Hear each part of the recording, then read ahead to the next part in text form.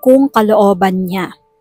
Ang sabi sa Psalm 62 verse 5, tanging sa Diyos lang ako umaasa. Ang aking pag-asa'y tanging nasa Kanya. Noong araw, bago may sabihin ang mga matatanda, lalo na't medyo magdi-disagree, nagpapasintabi muna sila at humihingi ng paumanhin. Katulad ng mawalang galang na po, kung sa kapwa-tao ay nagpapasintabi tayo at sabihing, hindi naman po dapat na ako'y marinig, pero ito po ang aking abang ideya. Bakit kapag nagdadasal tayo sa Diyos ay ganito? Lord, ibigay niyo na po sa akin ito, now na. Parang alam na natin talaga kung ano yung mabuti sa atin at mas marunong pa tayo sa Diyos.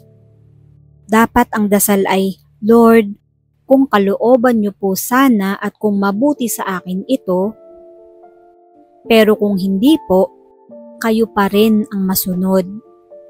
Yun ang essence ng prayer.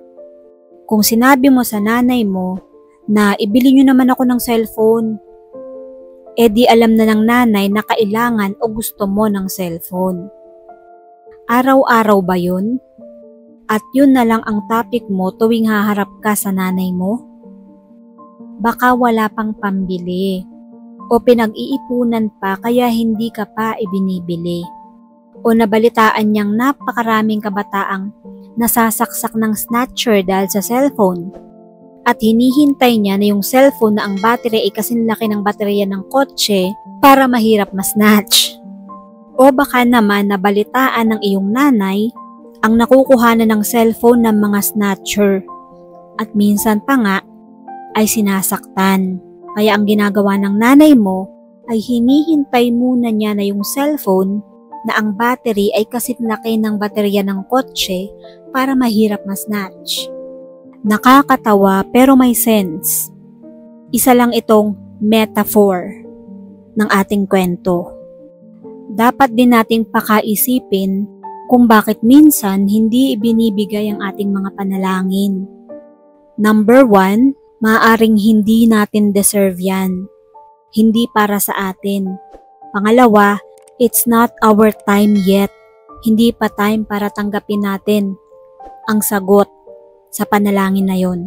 Ang sagot ng Panginoon sa ating mga prayers ay hindi lang yes at no. Ang isa dyan ay in God's perfect time. No for now. Hindi siya hard no. Pero kapag sinabi ng Panginoon na no at may tuldok na yan, hindi talaga yan para sa'yo. Ibig sabihin may mas maganda pang darating. Or kaya no ang sagot ay dahil baka ikapahamak mo o baka ikayabang mo o baka hindi mo kayang i-handle. Dapat anuman yung sagot ng Diyos, tanggapin natin. Hindi ko mo mapilit tayo, we will no longer take no for an answer.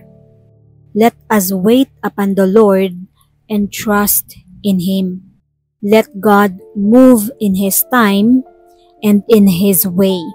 Isip-isipin din natin, deserving ba ako doon sa ipinapanalangin ko?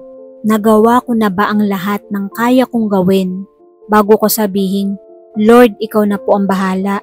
Kung yan po ay para sa akin, mapupunta po yan sa akin.